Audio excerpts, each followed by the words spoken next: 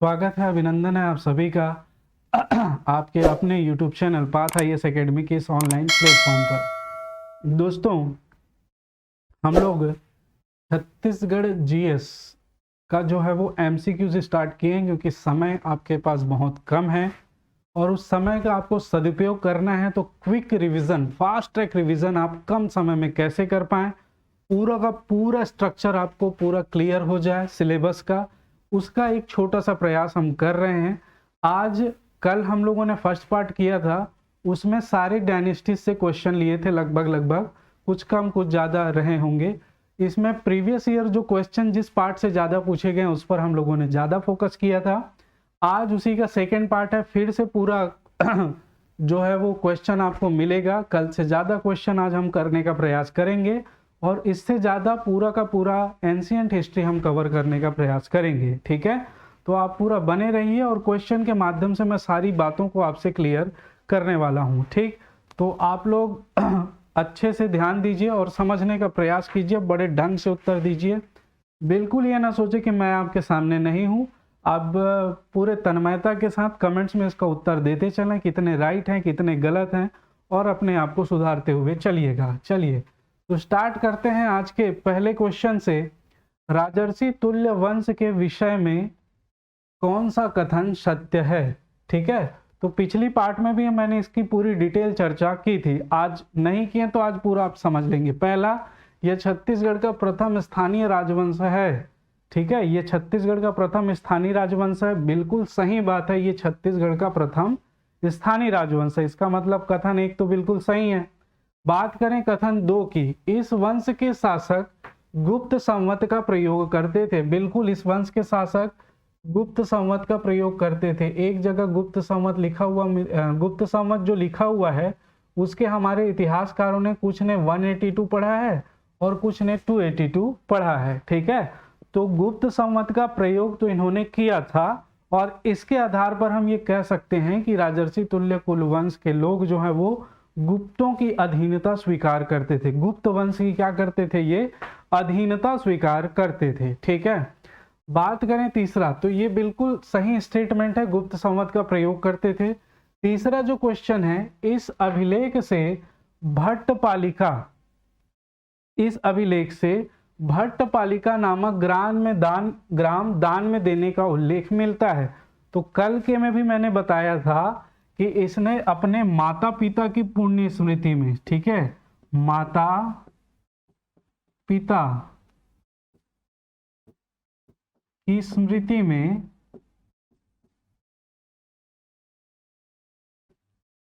में हरि स्वामी और बोप्प स्वामी को, किसको? हरि स्वामी और बोप्प स्वामी को क्या दोंडा में स्थित है ये भट्टपालिका नामक ग्राम, ठीक है, इसको दान में दिया था। किसने दिया था? तो इसका जो अंतिम शासक था भीमसेन द्वितीय। किसने? भीमसेन द्वितीय, जिसका जो है आरंग से इसका ताम्रपत्र मिला है। आरंग इनकी राजधानी थी। ठीक है, तो हाँ, फोर्थ स्टेटमेंट देखिए, इनकी राजधानी आरंग थी, अभी मैंने बताया। ठीक, तो ये स्टेटमेंट भी बिल्कुल सही है। तो कथन एक भी सही, कथन दो भी सही, तीन सही और चार भी सही। तो 1 2 3 4 वाला जो ऑप्शन होगा हमारा वही होगा इसका आंसर। ठीक है, तो यहाँ पर देखिए ऑप्शन डी इसका करेक्ट आंसर है। 1 2 3 4 क्लियर है, 1 2 3 4। इसका PDF जो है वो उसका आपको मिल जाएगा टेलीग्राम लिंक में। अगर टेलीग्राम ज्वाइन नहीं किए हैं तो नीचे डिस्क्रिप्शन बॉक्स में दिया हुआ है, आप जाकर उसको ज्वाइन कर लीजिए। ठीक है, चलिए आगे चलते हैं नेक्स्ट प्रश्न पर। Question number 2। क्वेश्चन नंबर 2 देखिए, प्रसन्नपुर शहर की स्थापना प्रसन्नमात्र ने किस नदी के किनारे की थी? ठीक है, प्रसन्नपुर शहर की स्थापना प्रसन्नमात्र ने किस नदी के किनारे की थी? प्रसन्नमात्र एक शासक था जो नरेंद्र के बाद बना था, नरेंद्र के बाद। लेकिन नरेंद्र से इसका क्या संबंध था, इस के बारे में जानकारी नहीं मिली थी। प्रीवियस जो हम लोगों ने MCQs किया था उसमें हम लोगों ने नरेंद्र और प्रसन्न मात्र को बहुत ढंग से पढ़ा हुआ है, ठीक है। तो आप प्रसन्न मात्र और नरेंद्र किस राजवंश से संबंधित है इसको आप बताएंगे। दूसरा, इसने प्रसन्न मात्र ने प्रसन्नपुर नामक नगर बसाया था। ये कहाँ था? शिवनाथ नदी के किनारे, नीडला नदी के किनारे, महानदी के किनारे या पैरी नदी के किनारे। तो आप बहुत ढंग से जानते हैं इसको। ये जो बहुत इजी क्वेश्चन है, नीडिला नदी के किनारे। कौन सी नदी के किनारे है दोस्तों ये? तो ये है नीडिला नदी के किनारे बसा हुआ है, ठीक है, जिसको हम लीलागर नदी के भी नाम से जानते हैं। लीलागर नदी या नीडला नदी के नाम से हम जानते हैं, ठीक है। तो प्रसन्नपुत्र ने अब सोने के सिक्के भी प्रचलित हैं इसके, मल्हार टकसाल में ढाले गए थे। सारी इंफॉर्मेशन मैं दे चुका हूँ। प्रीवियस वीडियो आप नहीं देखे हैं तो आप जाकर उसको देख लीजिए, लिंक आपको डिस्क्रिप्शन बॉक्स में मिल जाएगा। इसको आप ध्यान रखिएगा। ये सीरीज पूरी चलेगी। मिडाइवल हिस्ट्री भी हम कंप्लीट करेंगे। मॉडर्न हिस्ट्री पर बहुत सारे क्वेश्चन इंपॉर्टेंट आपको मिलने वाले हैं, तो आप बस आराम से देखते रहिए। तो इसका आंसर क्या हो गया? हमारा बी हो गया। तो इसमें नदियां भी है तो आप जानते हैं शिवनाथ नदी, महानदी, पैरी नदी। में खैर जियोग्राफी वाला पार्ट नहीं है इसलिए कवर नहीं कर रहा हूँ। शिवनाथ नदी प्राचीन नाम, शिवा सुनी नदी, महानदी के तो कई सारे मिलेंगे, चित्रोत्पला। अच्छा, इसी के साथ एक लगाकर क्वेश्चन अभी आएगा। चलिए आगे चलते हैं, आगे हम देखते हैं। क्वेश्चन नंबर 3, स्कंद वर्मा के विषय में सही क्या सही है? स्कंद वर्मा के विषय में क्या सही है? तो स्कंद वर्मा के विषय में बताइए। वाकाटक शासक, पहला स्टेटमेंट देखिए, वाकाटक शासक हरिसेन ने इसे पराजित किया था, क्या बताएंगे। दूसरा, यह वैष्णव धर्म का अनुयायी था। तीसरा, इसने नल वंश की पुनः स्थापना की थी। चौथा, पोड़ागढ़ शिलालेख से इसका संबंध है। तो प्रीवियस पार्ट में भी इसके संबंधित क्वेश्चन आया था स्कंद वर्मा से, इसको ध्यान रखेंगे। वाकाटा शासक हरिसेन ने इसे पराजित किया था, तो ये गलत है। हरिसेन जो है वो अंतिम शासक था वाकाटक वंश का, इसने इसको पराजित नहीं किया था। बल्कि आप ध्यान रखेंगे ये भवदत्त वर्मन से स्टार्ट होता है, और भवदत्त वर्मन से भी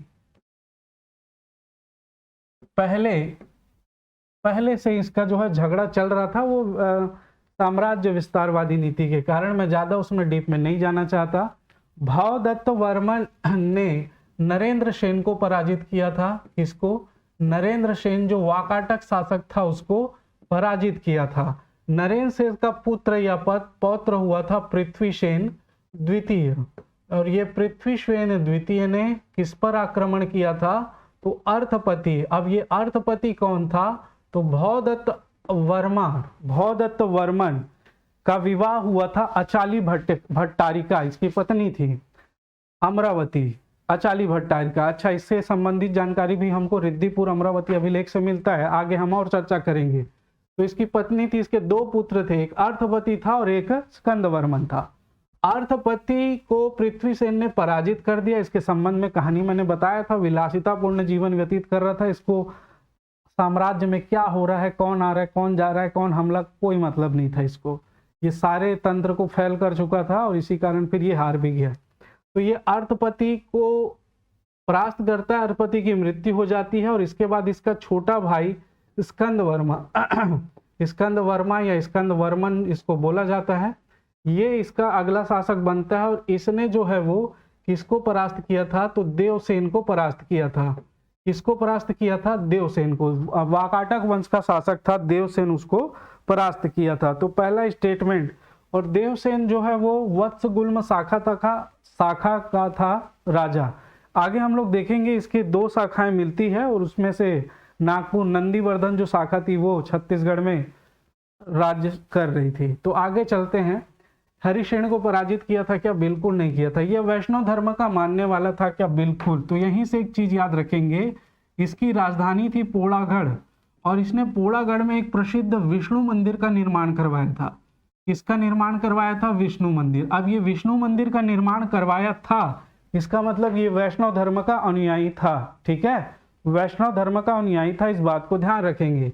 इसने नल वंश की पुनः स्थापना की थी, बिल्कुल। अर्थपति को मार के इसके राजधानी पुष्करी पोड़ागढ़ को पूरी तरह से तहस नहस कर दिया था। स्कंद वर्णन में बहुत स्ट्रगल करके सारे गांव वालों को, सेठों को, महाजनों को अपनी ओर मिला के फिर से पुष्करी को बैठाया था, तो इसको भी ध्यान रखेंगे। पोड़ागढ़ शिलालेख से इसका संबंध है, बिल्कुल स्कंद वर्मन का ही है पोड़ागढ़ शिलालेख, और ये नलों का पहला शिलालेख है, इसको भी आप ध्यान रखेंगे, नलों का पहला शिलालेख है। ठीक है, तो ऑप्शन एक ही, हाँ स्टेटमेंट एक गलत है, बाकी दोनों तीनों सही है, 2 भी सही है, 3 भी सही है और 4 भी सही है। ठीक है, तो 2, 3, 4 वाला आंसर हमारा सही होगा। आंसर कौन सा है तो देखिए, 2, 3, 4, ऑप्शन सी इसका करेक्ट आंसर होगा। 2, 3 और 4, इसको ध्यान रखेंगे। ठीक है, ऑप्शन सी। चलिए आगे चलते हैं, मेरे ख्याल से आपको पूरी चीजें क्लियर है। यदि आपको कोई भी डाउट रहता है, कोई भी चीज समझ नहीं आती है, तो आप बिल्कुल कमेंट्स करेंगे और आपके कमेंट का जवाब दिया जाएगा, डाउट क्लियर किया जाएगा। चलिए आगे चलते हैं, आगे प्रश्न की ओर चर्चा करते हैं हम लोग। क्वेश्चन नंबर 4, तो क्वेश्चन नंबर 4 देखिएगा, 1 मिनट दोस्तों। क्वेश्चन नंबर 4 क्या है, सरबपुरी राजवंश का अंतिम शासक कौन था।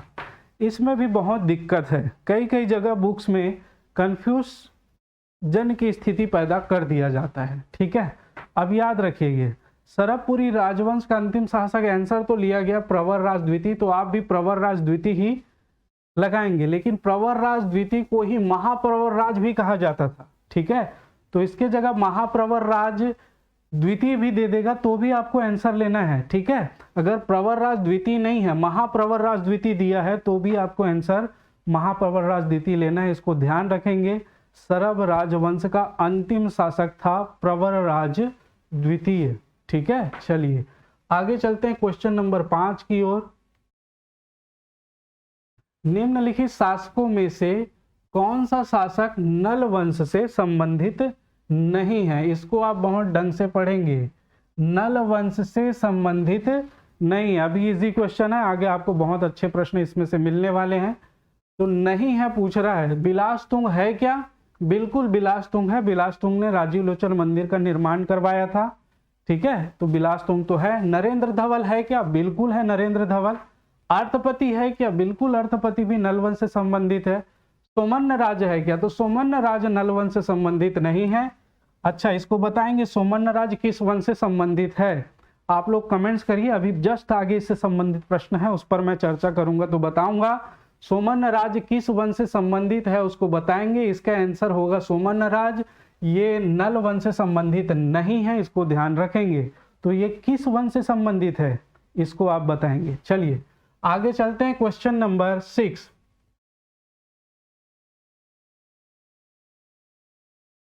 केसरी बेड़ा ताम्रपत्र का संबंध किससे है। देखिए, ताम्रपत्र के विषय में भी पूछा जाता है।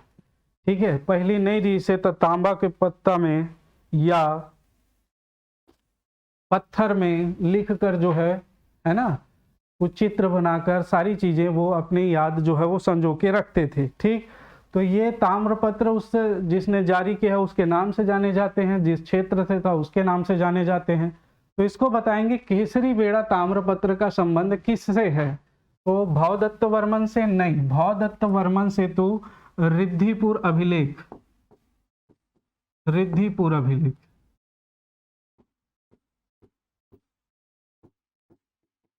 कहाँ पे है, अमरावती,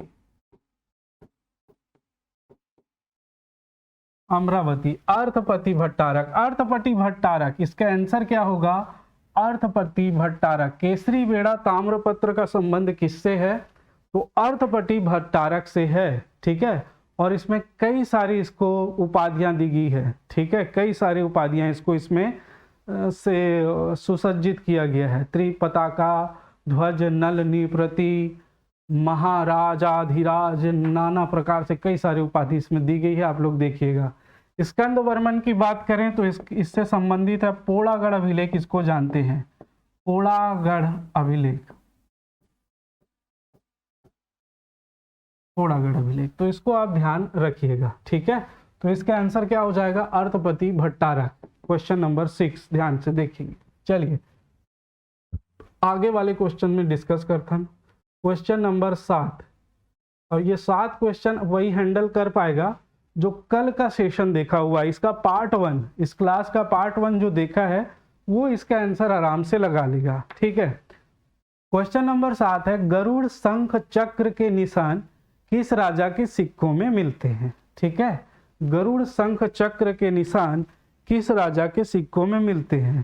तो ये जाजलदेव, शरभराज, प्रसन्न मात्र या भवदत्त वर्मन। ठीक है, तो यहाँ पर ध्यान रखेंगे जाजलदेव प्रथम है कि द्वितीय, ये दिया नहीं हुआ है तो इसके संबंध में चर्चा नहीं कर सकते। शरभराज जो था वो अपने नाम के सिक्के जारी करता था और उसने प्राकृत के स्थान पर संस्कृत भाषा का प्रयोग किया था, लेकिन वहां पर कहीं भी नहीं मिलता है कि इसने गरुड़ शंख चक्र का निशान लगाया था। अगर कल का सेशन देखे होंगे तो प्रसन्न मात्र के सिक्कों में जो है वो गरुड़ शंख और चक्र के निशान मिलते हैं। ठीक है, प्रसन्न मात्र का सिक्का कुछ इस प्रकार से होता था, सेंटर में था गरुड़ और इधर था शंख, अब मैं चित्र नहीं बना सकता, इधर था चक्र और नीचे लिखा था श्री प्रसन्न मात्र, श्री प्रसन्न मात्र। ठीक है, इस प्रकार से इसका सिक्का हुआ करता था। तो इस प्रश्न का जो आंसर होगा वो होगा प्रसन्न मात्र।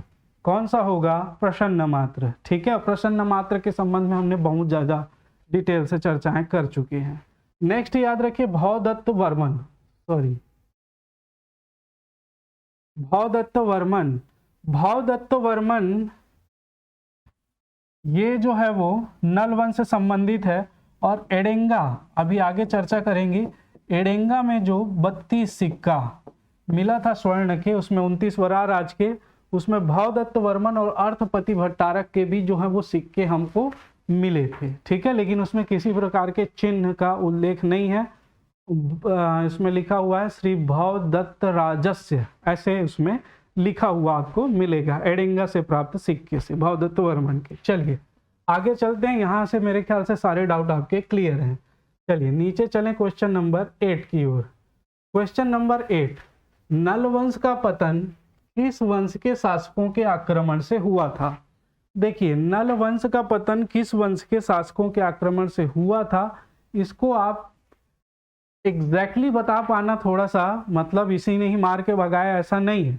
ठीक है, सरबपुरी शासक नहीं हो सकता, ये वाकाटक वंश के उसमें रहता था, तो इसका जो है आंसर सरबपुरी मल्हार वाले क्षेत्र में, ऊपर वाले क्षेत्र में निवास करते थे पांडु वंश, सोमवंशी शासक या छिंदक नागवंश। तो इसका सही आंसर होगा मित्रों छिंदक नागवंश। चूंकि ये क्वेश्चन पूछा गया है तो मैं डायरेक्टली बता रहा हूँ, छिंदक नागवंशी शासक होगा। ठीक है, छिंदक नागवंशी शासक ने नलों को परास्त करके फिर अपना शासन आरंभ किया था, क्योंकि आप जानते हैं नल वंश का जो शासन है वो लंबा चला था। ठीक है, 5वीं 6वीं शताब्दी से प्रारंभ होकर ये 12वीं शताब्दी तक रहे थे और छिंदक नागवंशी उसी समय आए थे, तो लगभग उसी को ही हरा कर जो है उसने अपनी वंश की स्थापना की थी निवृत्ति भूषण ने।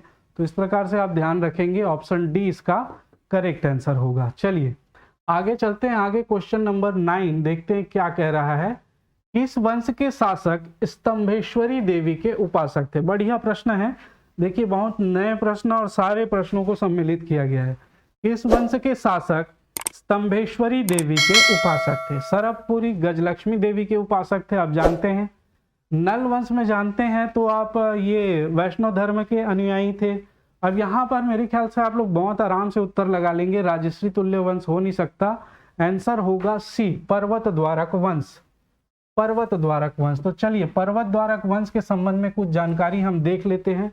ये कहाँ पे इनका निवास था या शासन कर रहे थे, तो ये देवभोग वाला क्षेत्र कहाँ पड़ता है, तो ये पड़ता है गरियाबंद में। कहाँ पड़ता है, गरियाबंद में। देवभोग वाले क्षेत्र गरियाबंद में इनका शासन था। ठीक है, ध्यान रखिएगा। इसके संबंध में जो जानकारी हमको कहाँ से मिली है, तो तुष्टिकर, इसके जो राजा थे, संस्थापक थे तुष्टिकर,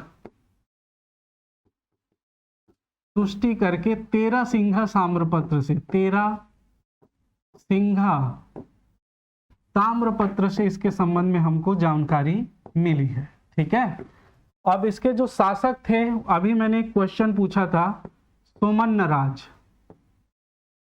सोमन्नराज, अभी सोमन्नराज आया था ना, इसमें कौन सा शासक किस वंश का था, उसमें मैंने इससे पहले क्वेश्चन पूछा था। तो ये सोमन्नराज जो है वो पर्वत द्वारक वंश का शासन था। गरियाबंद के देवभोग वाले क्षेत्र में निवास करते थे, शासन करते थे। एक्चुअल में ये जो है इन्होंने पर्वतों को दान देने की प्रथा चालू की, इसलिए इस वंश को पर्वत द्वारक वंश के नाम से जाना जाता है। ठीक है, इस बात को याद रखेंगे। और यही जो है वो स्तंभेश्वरी देवी के उपासक थे, स्तंभेश्वरी देवी के उपासक थे। ठीक है, सोमन्नराज की माता थी कौस्तुंभेश्वरी।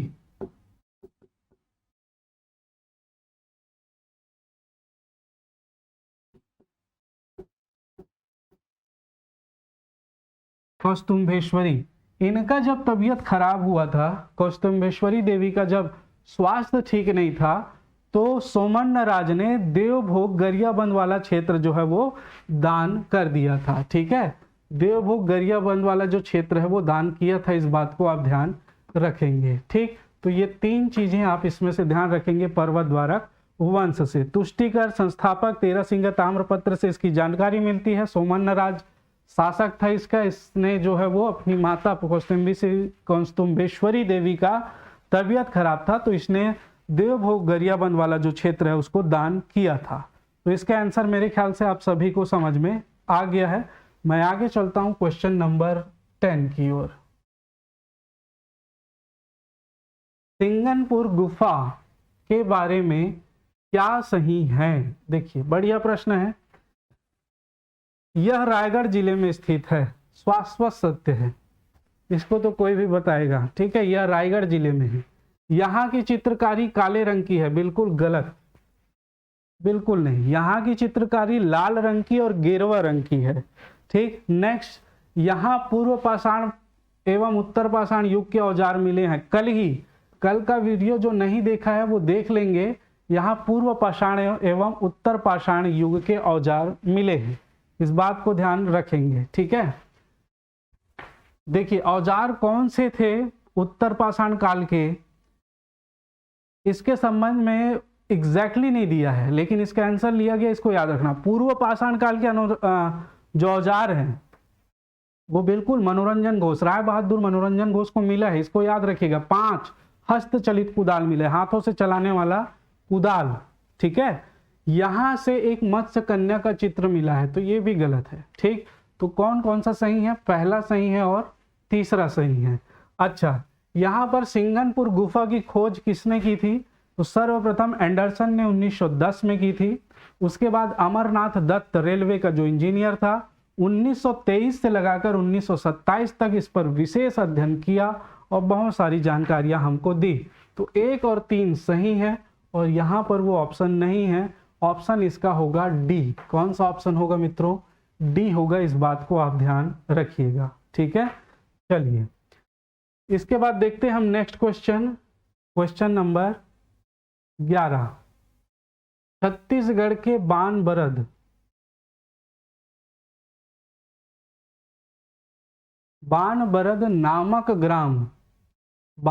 नामक ग्राम से 20 स्वर्ण सिक्के प्राप्त हुए हैं। ये किस वंश से संबंधित हैं? ठीक है, तो कल मैंने इस पर चर्चा की थी और आपको बताया था कि 20 स्वर्ण सिक्के जो है वो प्राप्त हुए हैं, ये किस वंश से संबंधित है, ये आपको जो है वो बताना है। ठीक, तो आप लोग टाइम लीजिए और कमेंट बॉक्स में कमेंट करके बताइएगा कि ये किस वंश से संबंधित है। ठीक, तो ये जो है दोस्तों गुप्त वंश से संबंधित है। किस वंश से? गुप्त वंश से। यहाँ पर जो है 20 स्वर्ण मुद्राएं प्राप्त हुई हैं, जिसमें एक कांच गुप्त लिखा हुआ मिल रहा है, कांच गुप्त की मुद्रा है। 7 जो है वो दोस्तों स्कंद गुप्त की मुद्रा है, और एक जो है वो कुमार गुप्त की मुद्रा।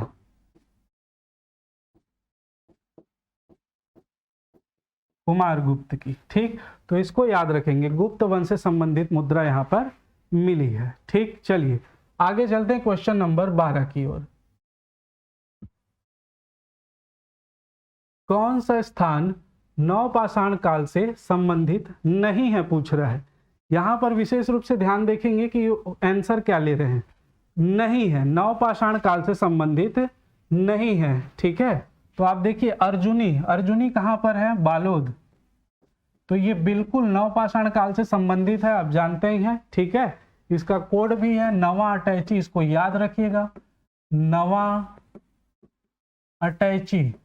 नवा अटैची मतलब नवपाषाण काल, अ से अर्जुनी, ट से टेरम, टेरम जो रायगढ़ में है, और ची से चितवा डोंगरी, तो चितवा डोंगरी भी पहले राजनांदगांव में आती थी, अब मानपुर मोहला अंबागढ़ चौकी के अंतर्गत आती है। मानपुर मोहला अंबागढ़ चौकी, बोन टीला ये राजनांदगांव में है। ठीक है, राजनांदगांव में, तो इसको आप ध्यान रखेंगे। धानपुर जो है वो गौरेला पेंड्रा मरवाही में पड़ेगा, गौरेला पेंड्रा मरवाही, और धानपुर जो है वो उत्तर पाषाण काल युग से संबंधित है, न कि नवपाषाण काल युग से। ठीक है, तो इसका जो आंसर होगा वो यही होगा, धनपुर।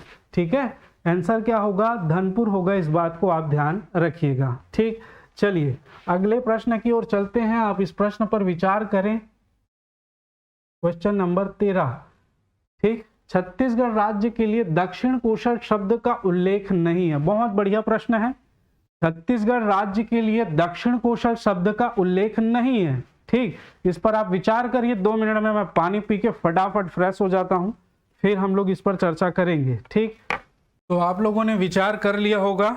ठीक है, आप लोगों ने विचार कर लिया होगा, छत्तीसगढ़ राज्य के लिए दक्षिण कोशल शब्द का उल्लेख नहीं है। मैंने कल भी बताया था, देखिए रामायण काल में मिलता है क्या, बिल्कुल मिलता है, रामायण काल में है, बिल्कुल है।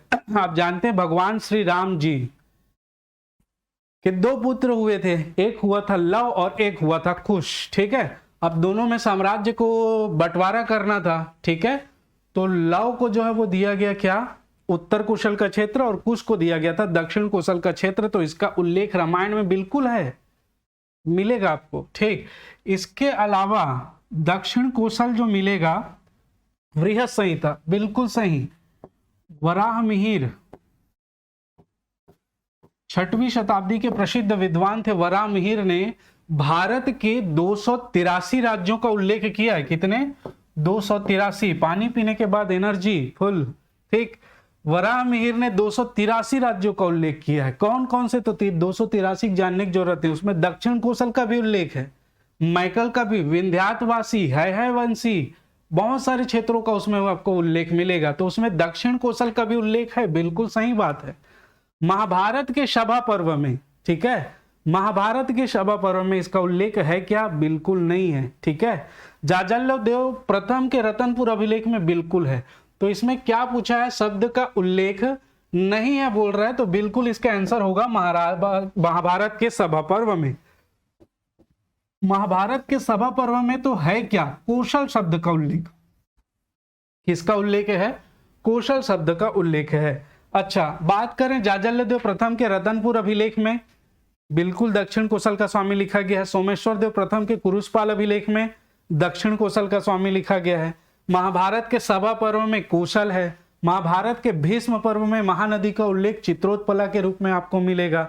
तो ये सारी चीजें आप ध्यान रखेंगे। ठीक है, तो इसका सही आंसर हो जाएगा महाभारत के सभा पर्व में ऑप्शन सी। चलिए अगले प्रश्न, क्वेश्चन नंबर 14 की ओर हम चलते हैं। इस स्थान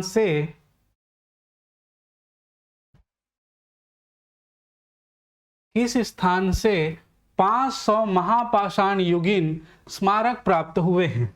अब इसमें भी कई सारे बुक्स में अंतर दिया जाता है दोस्तों। तो सिंघनपुर से, धनोरा से, बोतलदा से या अर्जुनी से। तो याद रखिएगा, धनोरा जो है वो बालोद, कई जगह दिया हुआ है धनोरा बालोद में, और इसका एग्जैक्ट आंसर जो लिया गया था वो है गढ़ धनौरा कोंडागांव। गढ़ धनौरा कोंडागांव, कोंडागांव में जिले में जो पड़ता है। ठीक है, तो ये गढ़ धनौरा में 500 महापाषाण युगीन स्मारक प्राप्त हुए हैं। ठीक है, महापाषाण काल जो कब्रगाह प्राप्त हुए हैं उसकी बात किया जा रहा है। पहले क्या होता था, जो विशिष्ट लोग हैं या गांव के लोग जब मरते थे तो उनको पत्थर से इस प्रकार से घेर दिया जाता था, ठीक है, उसके कब्रगाह को। इसी को ही पाषाण कब्रगाह के नाम से जानते हैं हम लोग, ठीक है। तो इसको ध्यान रखेंगे, गढ़धनौरा कोंडागांव। चलिए आगे चलते हैं, क्वेश्चन नंबर 15। महाभारत काल में सिरपुर कहलाता था। महाभारत काल में सिरपुर क्या कहलाता था? बहुत ही इजी प्रश्न है। महाभारत काल में सिरपुर क्या कहलाता था? तो महाभारत काल में सिरपुर रतनपुर कहलाता था क्या? हो नहीं सकता। चक्रकोट बस्तर नहीं हो सकता। आप जानते ही हैं महाभारत काल में जो अर्जुन और इसकी पत्नी थी चित्रांगदा। इसकी पत्नी कौन थी? चित्रांगदा। और इन दोनों का जो पुत्र था वो था कौन? बभ्रुवाहन। और इसी ने जो है वो किसको?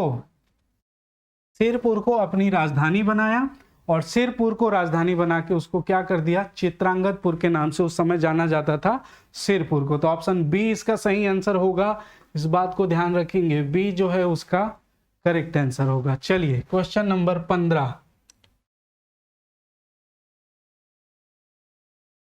कुषाण कालीन शासकों में कनिष्क के सिक्के प्राप्त हुए हैं। अच्छा, ये प्रीवियस जो हम लोग किया था उसी का ही आंसर रिपीट हो रहा है यहाँ पे।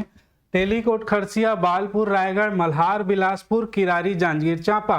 तो आप जानेंगे तेलीकोट खरसिया से कुषाण कालीन कनिष्क के सिक्के प्राप्त हुए हैं। तो एक्स्ट्रा आप लोग यहाँ पर ध्यान रखेंगे, एक हमारे पुरातत्ववेत्ता थे,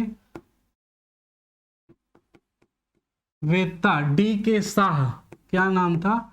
डी के शाह को तेलीकोट खरसिया से कनिष्क के जो है वो स्वर्ण सिक्के प्राप्त हुए हैं। बालपुर रायगढ़ जो अब कहाँ आता है? शक्ति में, ठीक है। यहाँ पे सातवाहन कालीन अपीलक की मुद्रा प्राप्त हुई है। सातवाहन कालीन अपीलक की मुद्रा प्राप्त हुई है। बालपुर लोचन प्रसाद पांडे, मुकुटधर पांडे की जन्म स्थली है, ठीक है। मल्हार बिलासपुर से बुद्ध प्रतिमाएं प्राप्त हुई है, और भी कई सारी जानकारी इसमें मिली है। आप लोग विस्तृत रूप में चर्चा कल भी किए थे, आगे भी करेंगे। किरारी जांजगीर चांपा में सातवाहन कालीन काष्ठ स्तंभ मिला है, ठीक है। अब ये किरारी जांजगीर चांपा में एक्चुअल में नहीं है, अब ये शक्ति में है, ठीक है। तो इसको भी ध्यान रखेंगे। तो ये क्योंकि पुराना लिया हुआ क्वेश्चन है तो एज इट इज छापा गया है, ठीक।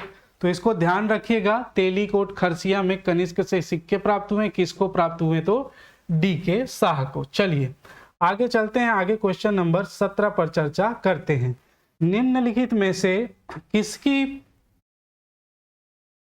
शिक्षा प्रसिद्ध कवि कालिदास द्वारा हुई है? निम्नलिखित में से किसकी शिक्षा प्रसिद्ध कवि कालिदास जी के द्वारा हुई है? तो ऑप्शन है पृथ्वीसेन द्वितीय, प्रवरसेन प्रथम, प्रवरसेन द्वितीय या देवसेन, ठीक है।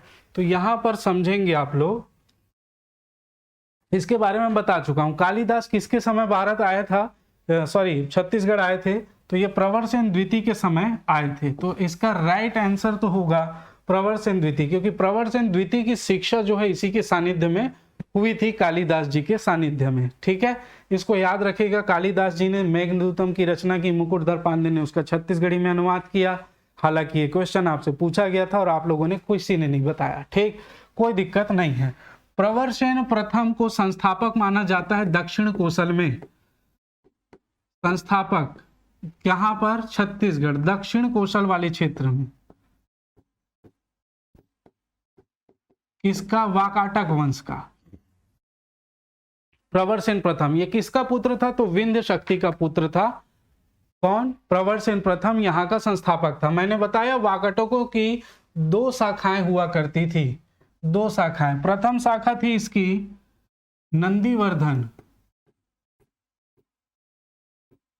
नंदीवर्धन नागपुर वाला, ठीक है।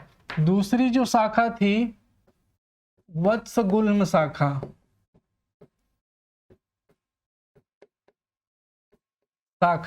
बरार वाला, ठीक है। तो यहां पर 2 शाखाएं चलती थी और यहां पर मेन दोनों शाखाओं में से कुछ ने नंदीवर्धन, विंध्य शक्ति का पुत्र नंदीवर्धन नागपुर शाखा था, जिसके पुत्र प्रवरसेन प्रथम ने दक्षिण कोसल में वाकाटक वंश की नींव रखी थी। इस बात को आप ध्यान रखिएगा, ठीक है। प्रवरसेन प्रथम का फिर पुत्र हुआ गौतमी पुत्र, जिसका बहुत कम समय में मृत्यु हो गई। और उसके बाद जो है जो अगला शासक बनता है रुद्रसेन बनता है। जिसी रुद्रसेन प्रथम को आप ध्यान रखेंगे, इसके बाद जो शासक बनता है रुद्रसेन प्रथम, इसी को ही हम महेंद्र सेन के नाम से भी जानते हैं। किस नाम से? महेंद्र सेन। और कुछ लोग जो वाकाटक समुद्रगुप्त के प्रयाग प्रशस्ति में जो उल्लेख है महेंद्र का, तो उसमें से कुछ इतिहासकार मानते हैं कि वो वाकाटक वंश था, कुछ इतिहासकार मानते हैं वो सरबपुरी वंश का शासक महेंद्र था, ठीक है। रुद्रसेन के बाद जो नेक्स्ट शासक बनेंगे वो पृथ्वीसेन प्रथम, और उसके बाद आएंगे रुद्रसेन द्वितीय। रुद्रसेन द्वितीय का जो विवाह हुआ था वो चंद्रगुप्त द्वितीय की पुत्री प्रभावती, ठीक है। चंद्रगुप्त द्वितीय की पुत्री प्रभावती गुप्त के साथ उसका विवाह हुआ था रुद्रसेन का, और उससे 2 बच्चे हुए थे रुद्रसेन द्वितीय से। एक का नाम था दिवाकर सेन और दूसरे का नाम था दामोदर सेन। और ये दामोदर सेन ही जो है वो कौन है? प्रवरसेन द्वितीय। दामोदर सेन ही कौन है दोस्तों? प्रवरसेन द्वितीय है। इसको ध्यान रखेंगे। इसके अंतिम शासक पृथ्वीसेन द्वितीय हुआ था, और देवसेन जो है वत्सगुल्म शाखा का देवसेन और हरिसेन ने यहाँ पर अंतिम शासक के तौर पर शासन किया था। तो ये सारी चीजें आप डिटेल में पढ़े होंगे।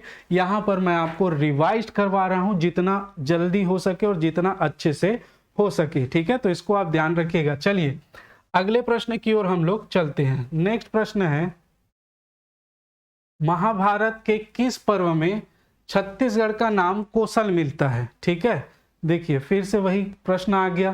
तो आप याद रखेंगे सभा पर्व में, सभा पर्व में छत्तीसगढ़ का नाम क्या मिलता है? कोसल मिलता है, ठीक है। और भीष्म पर्व में क्या मिला है? तो भीष्म पर्व में महानदी का नाम क्या मिलता है? चित्रोत्पला। महानदी के कई सारे नाम हैं, आप जानते हैं छत्तीसगढ़ में। नीलोत्पला वायु पुराण, बाकी सभी पुराण में चित्रोत्पला। महाभारत के भीष्म पर्व में चित्रोत्कला, कनक नंदिनी, महाश्वेता, ऋषि तुल्या, महानंदा, कई सारे नाम यहाँ पर प्रचलित हैं। तो इसका आंसर हो जाएगा सभा पर्व में छत्तीसगढ़ का नाम कोसल मिलता है। इसको ध्यान रखेंगे। चलिए अगले प्रश्न की ओर चले। निम्नलिखित जो जैन तीर्थंकर हैं और उनके स्थान को मिलाइए। तो यहाँ पर बहुत सारे जो जैन तीर्थंकर की प्रतिमाएं मिली है, उनसे संबंधित स्थल हैं।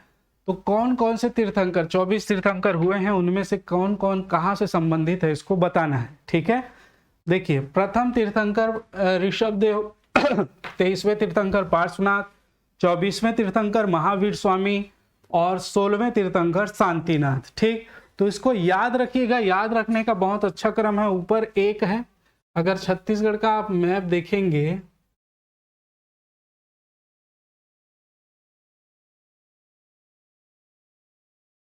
तो यहां पर देखें, ऊपर में हम बात करें तो 1 नंबर और नीचे आप लगा लीजिएगा 16वां, ठीक है। इधर लगा लीजिएगा 23 और इधर लगा लीजिएगा 24। तो इस प्रकार से भी आप याद रख सकते हैं, छोटी छोटी चीज है। आप जानते हैं गुंजी के शिलालेख दमोदरवा में जो जैन तीर्थंकर, किसके? प्रथम तीर्थंकर ऋषभनाथ की प्रतिमा मिली है, गुंजी शक्ति। ये देखिए गुंजी शक्ति में, ठीक है, जिसको प्राचीन दमोदरहा के नाम से भी हम जानते हैं। 23वें तीर्थंकर पार्श्वनाथ की बात करें तो ये मिले हैं कहां से? ये मिले हैं दुर्ग से। 23वें दुर्ग इस तरफ है, ठीक। 24वें महावीर स्वामी, तो 24वें रायपुर आरंग। महावीर स्वामी किससे संबंधित? रायपुर आरंग। और 16वें शांतिनाथ जो है वो भाठा मुड़ा बस्तर से इनका संबंध है। तो इस प्रकार मैचिंग में ये पूछ लिया जाता है, इसको ध्यान रखेंगे, ठीक। तो यहां पर हमारा मैच क्या हो गया? देखिए फर्स्ट का द, सेकंड का अ, थर्ड का ब। तो ये वाला जो सीक्वेंस होगा वो हमको समझ में आ जाएगा। देखिए फर्स्ट का आ, अच्छा ऊपर करके देख लेते हैं इसको क्या मिलाए थे।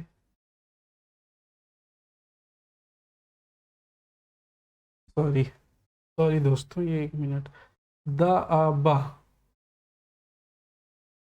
तो द आ बा, फर्स्ट का द था, 2 का आ था, 3 का ब था, और ये श ऑप्शन बी इसका सही आंसर है। आप लोग चेक कर लीजिएगा, पीपीटी आपको मिल जाएगी। चलिए आगे प्रश्न पर चलते हैं। क्वेश्चन नंबर नेक्स्ट जो है 20वां, चितवा डोंगरी के शैल चित्रों की खोज किसने की थी? ठीक है, चितवा डोंगरी के शैल चित्रों की खोज किसने की थी? आप कमेंट करते रहिए।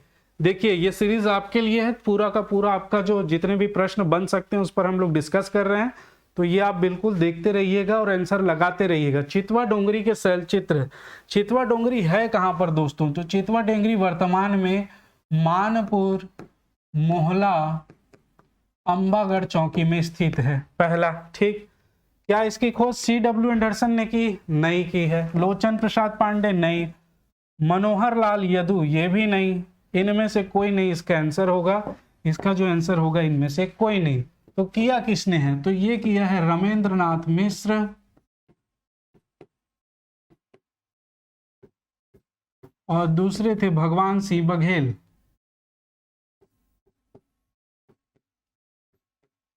भगवान सिंह बघेल, ठीक है। तो इन दोनों ने खोज की है चितवा डोंगरी। यहां पर भी शैल चित्र प्राप्त हुए हैं पाषाण कालीन। दूसरा ड्रैगन की आकृति दोस्तों चितवा डोंगरी के गुफा में ही आपको मिली है। ड्रैगन की आकृति ध्यान रखेंगे, चितवा डोंगरी की गुफा में ड्रैगन का शैल चित्र प्राप्त हुआ। इसके अलावा और बहुत सारे शैल चित्र प्राप्त हुए हैं, ठीक। तो इसकी खोज की रमेंद्रनाथ मिश्र और भगवान सिंह बघेल ने, इस बात को ध्यान रखिएगा। चलिए क्वेश्चन नंबर 21, महात्मा गौतम बुद्ध के दक्षिण कौशल आगमन एवं 3 माह तक श्रावस्ती सिरपुर में निवास का उल्लेख किस स्रोत से, स्रोत गलत लिखा हुआ है, किस स्रोत से मिलता है? ठीक, तो पहला अवदान शतक, ठीक है, बुद्ध गौतम बुद्ध के जो उपदेश हैं उसको सम्मिलित किया गया अवदान शतक, ठीक है। नेक्स्ट है ह्वेनसांग की यात्रा वृत्तांत में, ठीक, या दोनों से, या हरिशेन की प्रयाग प्रशस्ति से। बहुत ढंग से आप पढ़ेंगे तब इस टाइप के प्रश्न आपसे बनेंगे। तो याद रखिएगा अवदान शतक से भी इसकी जानकारी मिली है। दूसरा ह्वेनसांग के यात्रा वृत्तांत से भी इसकी जानकारी मिलती है। तो इसका आंसर ऑप्शन सी होगा, दोनों से इस बात की जानकारी मिलती है कि गौतम बुद्ध जी जो हैं वो छत्तीसगढ़ आए थे। न केवल आए थे, यहाँ पर उन्होंने 3 माह तक निवास किया था। और सिरपुर खास वो क्षेत्र है जहां पर बौद्ध धर्म से संबंधित स्थल, आनंद प्रभु कुटी विहार, स्वास्तिक विहार, 10,000 महायान बौद्ध शाखा के लोग जो हैं वो वहां पर निवास करते थे। 100 संघारम क्षेत्र का निर्माण वहां पर करवाया गया था, ठीक है। तो वो बहुत स्थल है और ये हमको जानकारी इन दोनों से मिलती है, अवदान शतक से और ह्वेनसांग के यात्रा वृत्तांत से। तो इसको ध्यान रखेंगे, आंसर होगा दोनों से, ठीक। चलिए आगे चलते हैं नेक्स्ट प्रश्न की ओर। क्वेश्चन नंबर 21, राजा तुष्टिकर छत्तीसगढ़ के किस राजवंश से संबंधित हैं? अभी मैंने आपको आंसर बता दिया, राजा तुष्टिकर के 13 सिंघा ताम्रपत्र से ही पर्वत द्वारक वंश के संबंध में हमको जानकारी मिलती है। पर्वत द्वारक वंश जो गरियाबंद के देवभोग वाले क्षेत्र में क्या कर रहे थे? शासन कर रहे थे। सोमन राज इसी से संबंधित है, इसको आप ध्यान रखिएगा। चलिए अगले प्रश्न की ओर चलें। क्वेश्चन नंबर 23, गजलक्ष्मी किस राजवंश का राजकीय चिन्ह है? देखिए गजलक्ष्मी किस राजवंश का राजकीय चिन्ह है, इसके संबंध में भी हम लोगों ने चर्चा कर ली है, ठीक। गजलक्ष्मी नल वंश का नहीं है, राजसी तुल्य वंश का नहीं है, सरबपुरी वंश का। तो बिल्कुल इसका आंसर है सरबपुरी वंश का। सरबपुरी वंश का ये राजकीय चिन्ह है। सरबपुरी वंश में मुहरों में, ताम्रपत्रों में, सिक्कों, वही मुहरों में इस चिन्ह को उकेरा जाता था। ठीक है, गजलक्ष्मी चिन्ह मुहरों में लगाए जाते थे। तो गजलक्ष्मी जो है सरबपुरी वंश का राजकीय चिन्ह है, इस बात को ध्यान रखिएगा। चलिए, आज बहुत सारे क्वेश्चन हो रहे हैं और जल्दी जल्दी हो रहे हैं। कांकेर के सोम वंश का संस्थापक कौन है? ठीक, कांकेर के सोम वंश का संस्थापक कौन है? वाधराज है, सिंहराज है, सोमदेव है या नरहर देव है? ठीक, तो आप लोग इसको, कांकेर में भी जो है वो सोमवंश का शासन था। काकराय वाले क्षेत्र, कांकेर को पहले क्या कहा जाता था? काकराय कहा जाता था। तो वहां पर भी सोमवंश ने शासन किया था। और इसके संस्थापक की बात करें तो ऑप्शन बी सिंहराज इसका करेक्ट आंसर होगा। सिंहराज जो है वो इसका संस्थापक था कांकेर के सोमवंश का, इस बात को आप ध्यान रखिएगा। चलिए नेक्स्ट प्रश्न की ओर चलें। रानी वासाटा देवी द्वारा स्थापित सिरपुर के विष्णु मंदिर तो लक्ष्मण मंदिर है कि प्रशस्ति रचना किसने की है? बढ़िया प्रश्न है। ठीक है, प्रश्न पूछा गया है। ठीक, तो इसकी प्रशस्ति रचना किसने की है? कवि ईशान ने, कवि नारायण ने, कवि गोपाल मिश्र ने या कवि रेवाराम ने? ठीक, तो इसका आंसर आप जानते हैं, कवि ईशान ने जो है वो इसकी रचना की है, प्रशस्ति रचना की है। तो इसका आंसर होगा ऑप्शन ए। ठीक, कवि गोपाल मिश्र को आप जानते हैं और कवि बाबू रेवाराम, ये दोनों जो है वो कलचुरी वंश के संबंध में इनकी रचनाएं आपको देखने, उनके शासनकाल में ये कवि थे। गोपाल मिश्र की रचनाएं अधिकतर आपको देखने को मिलेगी, जैसे है भक्ति चिंतामणि,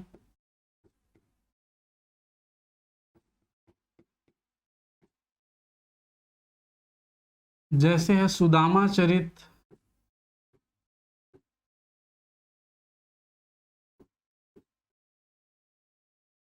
ठीक है, जैसे है खूब तमाशा,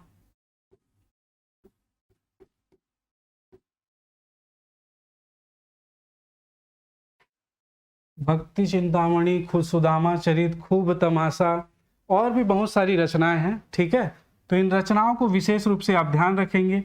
यहीं पर देखिए हम कवि बाबू रेवाराम की रचना, तो रेवाराम की बहुत सारी रचना है। रतनपुर का इतिहास, ठीक है, रतनपुर समुच्चय, नर्मदा अष्टक, विक्रम विलास, है ना, लोक लावण्य वृत्तांत, इससे ऐसी बहुत सारी रचनाएं हैं।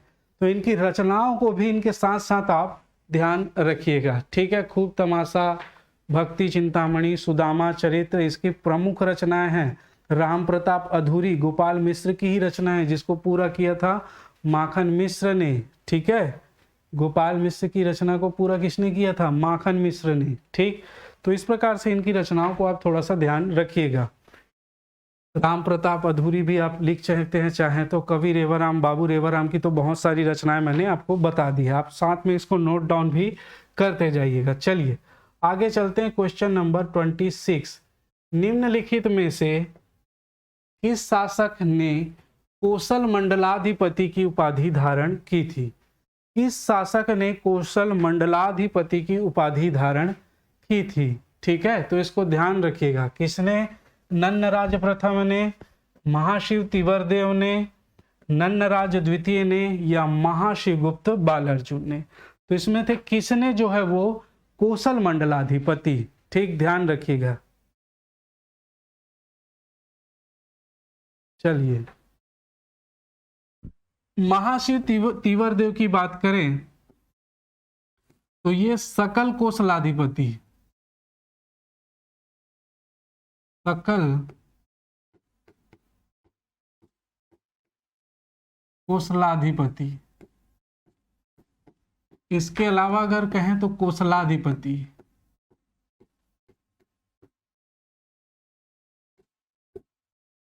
कोसलाधिपति की भी उपाधि ये धारण करता। ठीक है, कौन? महाशिव तिवरदेव।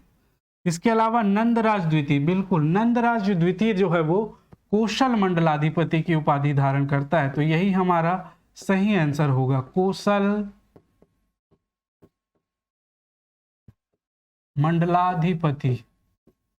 कोसल मंडलाधिपति की उपाधि ये धारण करते हैं। ठीक है, महाशिवगुप्त बालार्जुन ये परम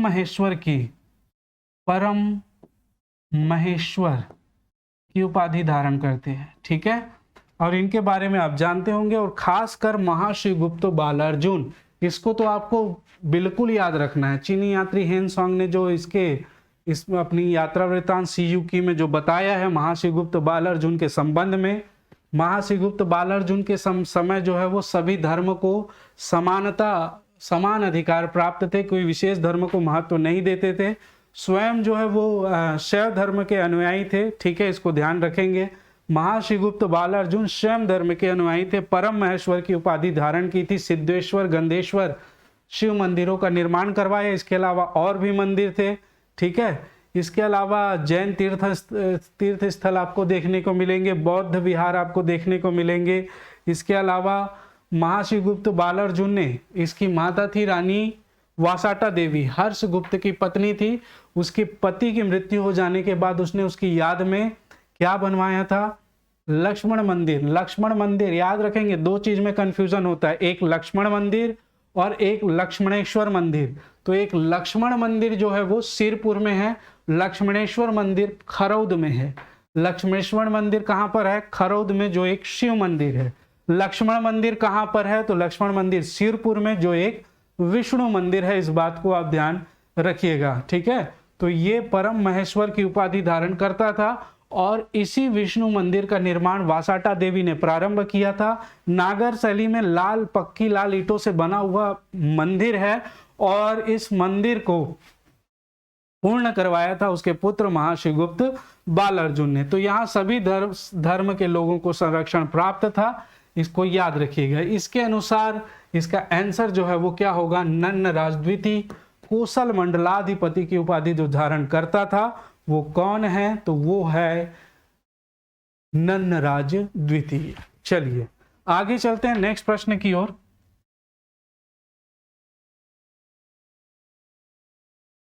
क्वेश्चन नंबर 27, निम्नलिखित में से किस शासक का दूसरा नाम धर्मकंदर्प था? अब ये सिरपुर के सोम वंश के बारे में है, ठीक है, सोम वंश के बारे में है, जिसके बारे में ये चीज आपको ध्यान रखेंगे। वहां पर केवल दो ही नाम प्रचलित थे, एक आता था भवगुप्त, एक आता था शिवगुप्त। एक आता था भवगुप्त, एक आता था शिवगुप्त, ठीक है। तो निम्नलिखित में से किस शासक का दूसरा नाम धर्मरथ था? ये पूछा गया है। महाभवगुप्त प्रथम का, महाशिवगुप्त प्रथम का, महाभवगुप्त द्वितीय का, या महाशिवगुप्त द्वितीय का? तो आप ध्यान रखेंगे, इसका सही आंसर होगा महाशिवगुप्त द्वितीय। महाशिवगुप्त द्वितीय का नाम जो था वो धर्मरथ था। धर्मकंदर्प महाभवगुप्त प्रथम का, महाशिवगुप्त प्रथम ययाति, ठीक है। तो इस प्रकार से इनके नामों को थोड़ा सा ध्यान में रखेंगे। इस प्रकार के क्वेश्चन नहीं पूछे गए हैं खासकर सिरपुर वाले सोम वंश से, ठीक, लेकिन आगे क्वेश्चन पूछने की संभावना बनती है, तो आप कोई भी चीज मिस नहीं कर सकते हैं। चलिए आगे चलते हैं नेक्स्ट क्वेश्चन की ओर। निम्न शासकों को उनके शासनकाल के बढ़ते हुए क्रम में व्यवस्थित करें। देखिए उन्हीं का जो है वो बदला हुआ नाम जो है वो आपको देखने को मिल रहा है, ठीक है। देखिए धर्मकंदर्प, ययाति, भीमराज, धर्मराज। अब इसका अगर ओरिजिनल आपको पता होगा तो आप इसके क्रम को भी लगा सकते हैं। यदि धर्मकंदर्प को देखें तो मैंने अभी बताया ये कौन था, तो ये महाभवगुप्त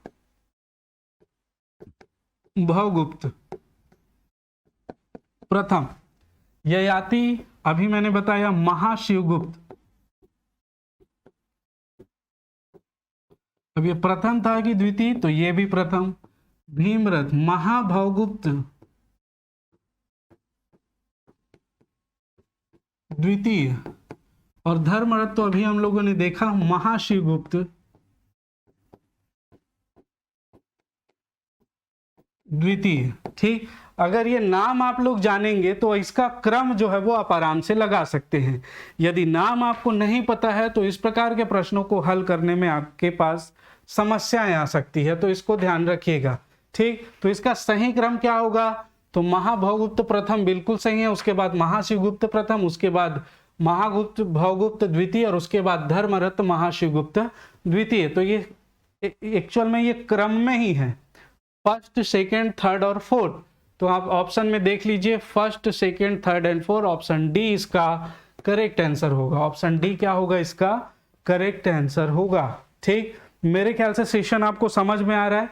देखिए मैंने पहले ही बताया है, ये सेकेंड पार्ट है एंशिएंट का। इससे पहले एक और वीडियो अपलोड कर दिया, उसमें बहुत सारे इन्फॉर्मेशन, दोनों में इंफॉर्मेशन है और दोनों में हम लोगों ने लगभग सभी डायनेस्टी से क्वेश्चन कवर कर लिए हैं। ठीक है, और इसके बाद जो है वो नेक्स्ट पार्ट आएगा मित्रों, किसका, वो आएगा मिडाइवल हिस्ट्री का। तो आप लोग प्रिपेयर रहिए, पढ़ के बिल्कुल सेशन को देखेंगे तो आपको सारी चीजें समझ में आ जाएगी। अपने डाउट, अपने कमेंट्स भी आप कमेंट बॉक्स में रख सकते हैं। चलिए अगले प्रश्न की ओर चलते हैं, क्वेश्चन नंबर 29।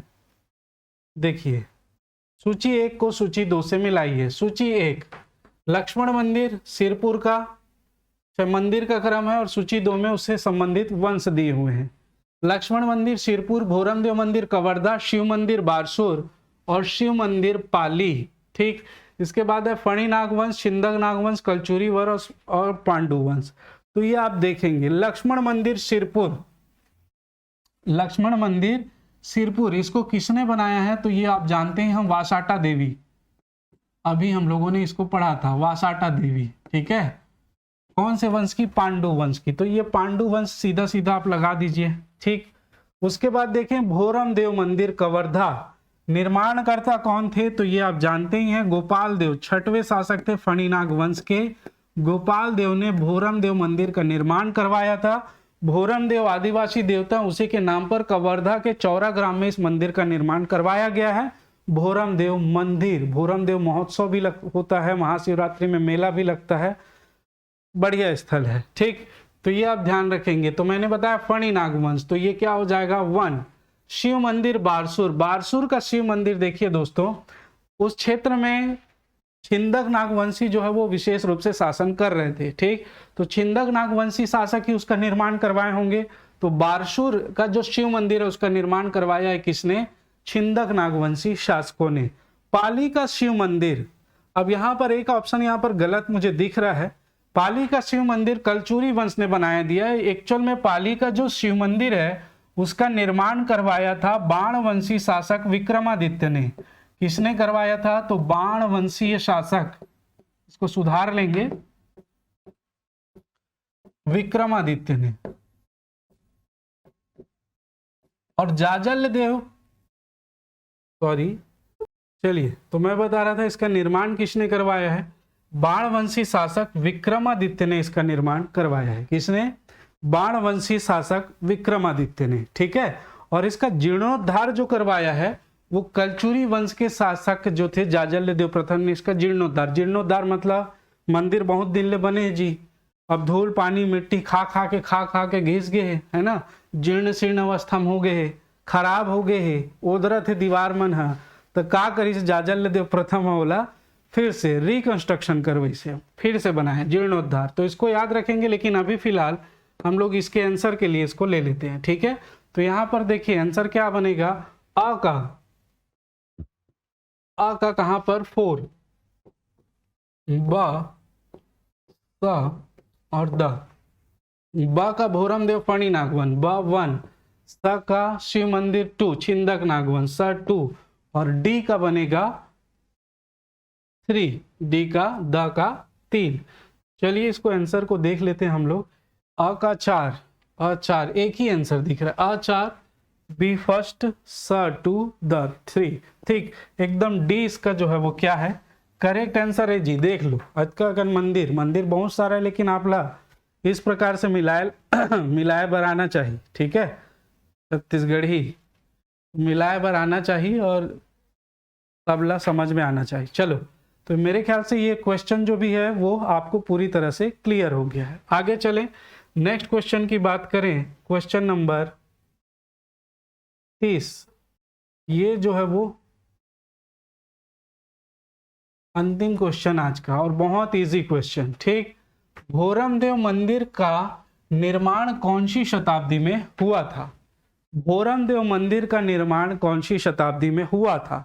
तो इसके संबंध में हम लोगों ने बहुत तरीके से पढ़ा हुआ है। इसका निर्माण किसने करवाया, फणी नागवंश के शासकों ने करवाया। फणी नागवंश, सॉरी नागवंश के शासकों ने करवाया, जिसके संस्थापक थे अहिराज। क्या नाम था इस वंश के संस्थापक का? अहिराज। इसने कवर्धा वाले क्षेत्रों में शासन किया। इसके अलावा इसमें कितने राजा हुए? तो 24 राजा हुए, जिसमें 6वें नंबर के राजा जो थे गोपाल देव। गोपाल देव, ठीक है। इसने जो है 1089 में किसका? भोरम देव मंदिर का निर्माण करवाया कवर्धा के चौराग्राम में। भोरम देव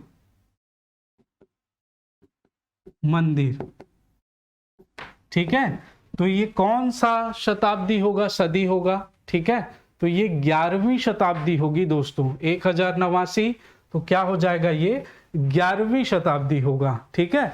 तो इसका भोरम देव मंदिर का निर्माण कब हुआ पूछेंगे तो आप बताएंगे 11वीं शताब्दी में, ठीक। क्लियर है? चलिए, तो आज का सेशन हम यहीं समाप्त करते हैं। आज का जो क्वेश्चन था दोस्तों, 2 पार्ट हम लोगों ने एंशिएंट पर देखे हैं, लगभग बहुत प्रकार के क्वेश्चन कवर किए हैं। नेक्स्ट जो पार्ट आएगा वो मिडाइवल का आएगा। कोशिश करेंगे ज़्यादा से ज़्यादा इंफॉर्मेशन, पूरा का पूरा सिलेबस कवर करके आप तक पहुंचा दिया जाए, ठीक है। तो आज का जो सभा यहीं पर विराम देते हैं। अगर चैनल में नहीं है, चैनल को सब्सक्राइब करें। वीडियो पसंद आया है तो बिल्कुल लाइक करके कमेंट्स करें। आपका जो भी शंका है उसका कमेंट्स करें, उसका जवाब दिया जाएगा, ठीक है। और PDF जो है वो टेलीग्राम लिंक में मिलेगा, तो उसको भी आप डाउनलोड कर लीजिएगा बाद में रिवीजन के लिए, ठीक है। तो अपना प्रेम और स्नेह यही ऐसे ही बनाए रखिए। आज के लिए इतना ही। आप सभी का बहुत बहुत धन्यवाद। जय हिंद, जय भारत, जय छत्तीसगढ़।